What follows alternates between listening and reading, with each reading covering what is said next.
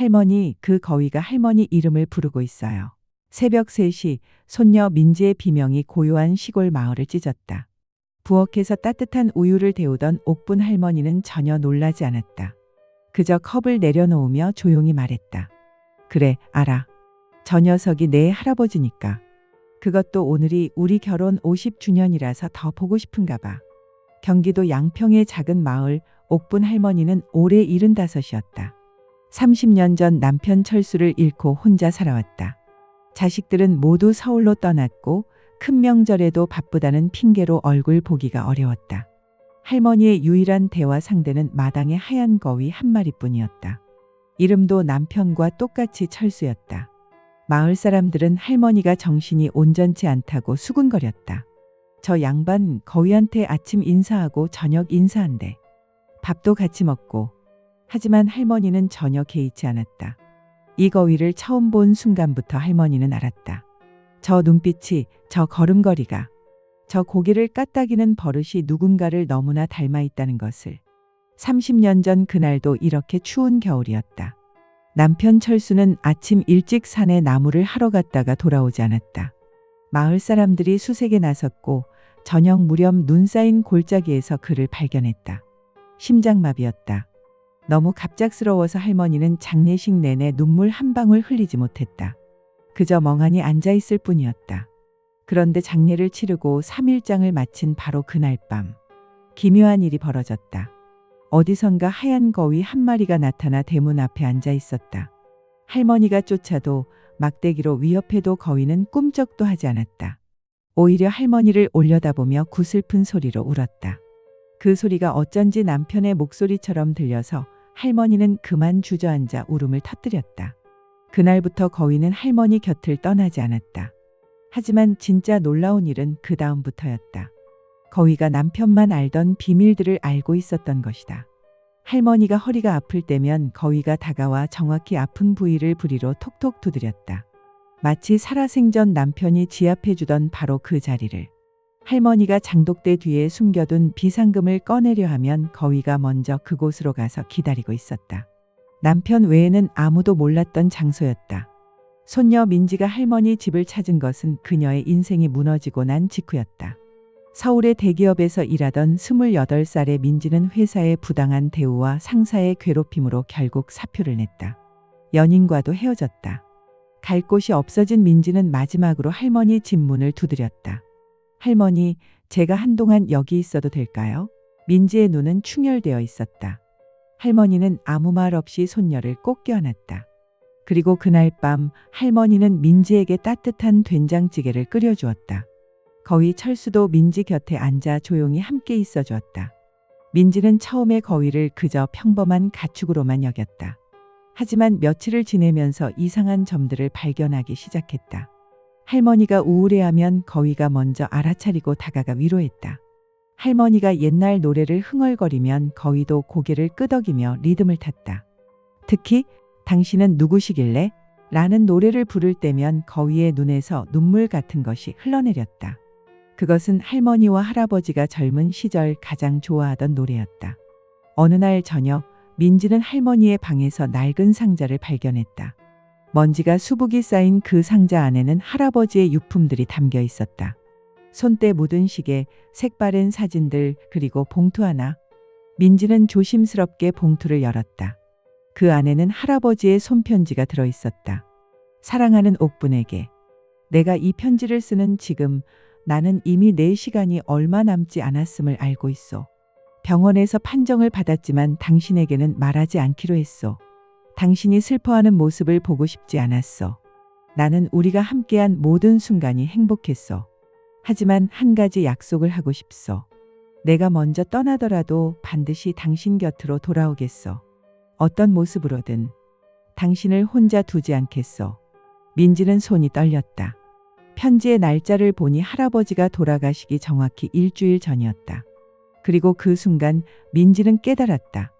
거위가 나타난 것이 할아버지 장례 직후였다는 사실을. 하지만 현실은 가혹했다. 민지가 할머니 집에 온 지 한 달쯤 되었을 때 큰아버지에게서 전화가 왔다. 민지야, 내 할머니 건강검진 결과가 나왔다. 치매 진단을 받으셨어. 이제 혼자 계시게 할 수 없어. 우리가 요양원 자리를 알아봤어.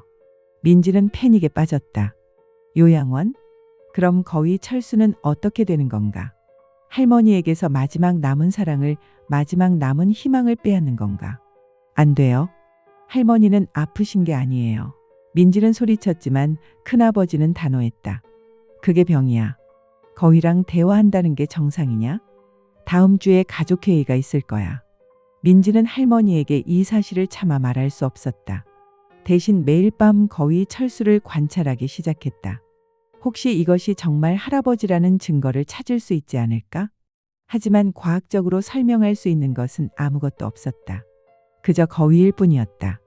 그런데 놀라운 일이 일어났다. 어느 날 새벽, 민지는 이상한 소리에 잠을 깼다. 마당에서 들려오는 소리였다.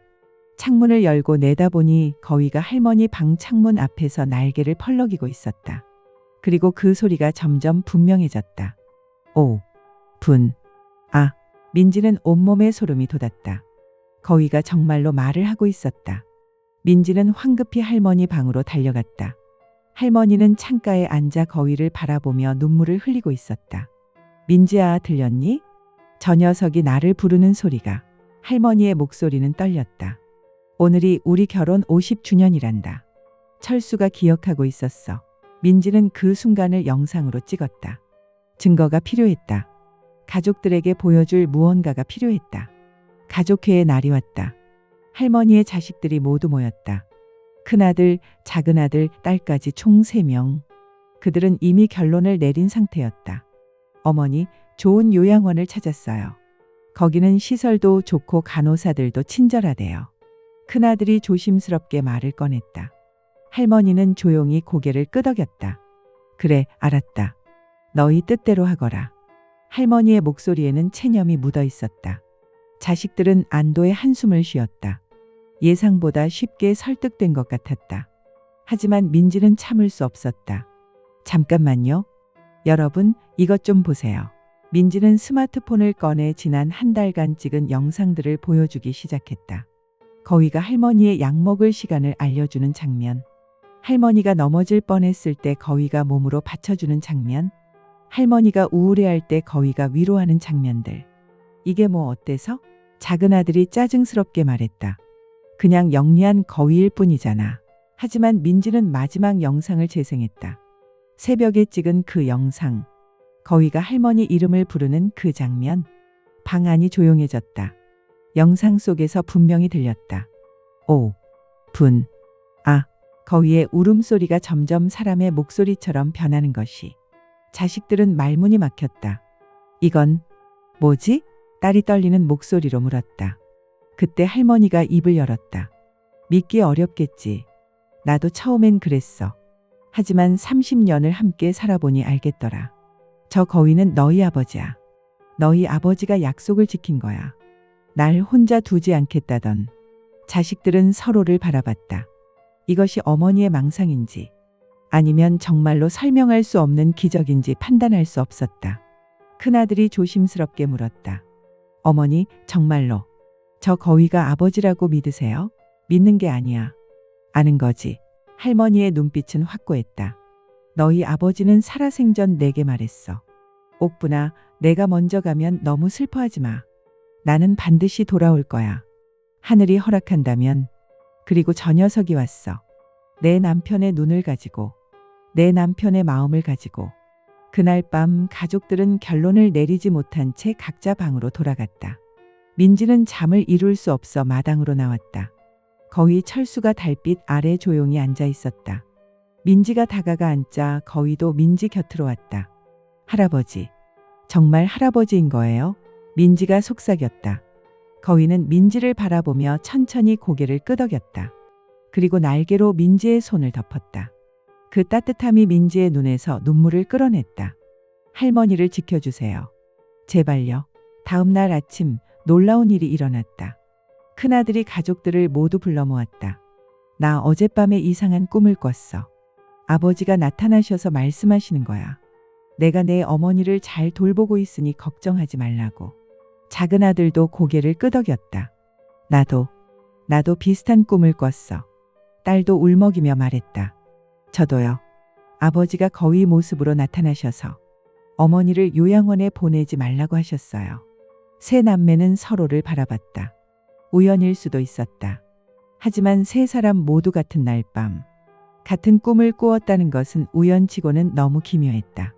큰아들이 결심한 듯 말했다. 어머니, 집에 계세요. 우리가 더 자주 올게요. 그리고 저희가 미안했어요. 할머니는 미소 지으며 고개를 끄덕였다. 고맙다, 얘들아. 그리고 마당으로 나가 거위 철수를 불렀다. 거위가 달려왔고 할머니는 그를 품에 안았다. 여보, 들었소? 우리 계속 함께 있을 수 있대요. 그로부터 1년이 흘렀다. 할머니의 치매 증상은 신기하게도 더 이상 악화되지 않았다. 오히려 인지 기능이 조금씩 회복되는 것처럼 보였다. 의사들은 정서적 안정과 사랑하는 존재와의 교감이 큰 도움이 되었다고 설명했다. 민지는 할머니 곁에 머물며 할머니와 거위의 이야기를 책으로 썼다. 그 책은 출간되자마자 베스트셀러가 되었다. 많은 노인들이 할머니의 이야기에 공감하며 눈물을 흘렸다. 나도 죽은 남편이 돌아오길 바라고 있었다. 며 편지를 보내는 사람들이 생겼다. 하지만 가장 놀라운 일은 그 다음에 일어났다. 어느 봄날 거위 철수가 갑자기 쓰러졌다. 할머니는 패닉 상태로 거위를 안고 동물병원으로 달려갔다. 수의사는 검사 후 고개를 저었다. 나이가 많아서 그런 것 같습니다. 거위의 평균 수명이 보통 20년인데 이 거위는 이미 30년을 살았어요. 기적 같은 일이죠. 할머니는 집으로 돌아와 거위를 품에 안고 조용히 앉아 있었다. 거위의 숨소리가 점점 약해졌다. 여보, 이제 가는 거요? 할머니가 속삭였다. 거위는 마지막 힘을 다해 할머니의 뺨에 부리를 비볐다. 그리고 조용히 눈을 감았다. 민지는 할머니가 무너질까봐 걱정했다. 하지만 할머니는 의외로 평온했다. 괜찮아, 민지야. 철수는 약속을 지켰어. 날 30년 동안 혼자 두지 않았지. 이제 저 녀석도 쉴 때가 된 거야. 할머니는 거위를 정성껏 묻어주었다. 남편의 무덤 옆에. 그런데 장례를 치르고 일주일 후 놀라운 일이 또다시 일어났다. 할머니가 아침에 일어나 마당으로 나가는데 대문 앞에 작은 강아지 한 마리가 앉아 있었다. 하얀 털의 강아지였다. 할머니가 다가가자 강아지는 꼬리를 흔들며 할머니에게 달려왔다. 그리고 할머니의 손을 핥았다. 할머니는 강아지를 안아 올렸다. 그 순간 강아지가 할머니를 올려다보았다.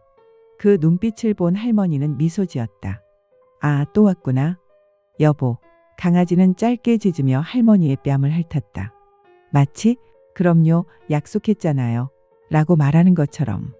민지는 그 광경을 보고 눈물을 흘렸다. 그리고 깨달았다. 사랑은 정말로 죽음보다 강한 것이라는 것을.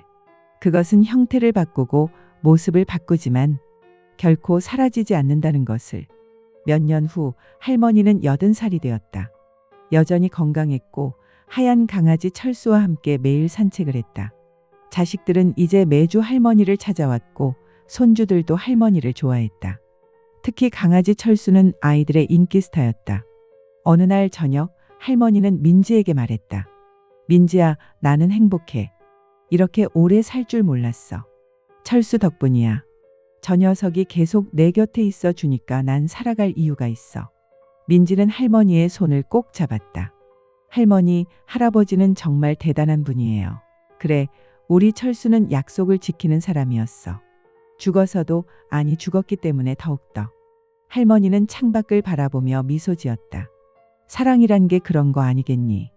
어떤 모습으로든 어떤 형태로든 사랑하는 사람 곁을 지키는 것. 그날 밤 할머니는 평화롭게 잠들었다. 강아지 철수가 할머니 곁에서 함께 잠들었다. 두 존재는 고요히 오래오래 서로를 느끼며 꿈을 꾸었다. 다음 생에도 함께하기로 약속한 그 꿈을 사람은 끊임없는 대화를 통해 마음의 질서를 유지한다고 합니다. 여러분은 누구와 함께하고 계신가요? 댓글로 남겨주세요. 무료인 구독, 좋아요는 영상 제작에 큰 힘이 됩니다.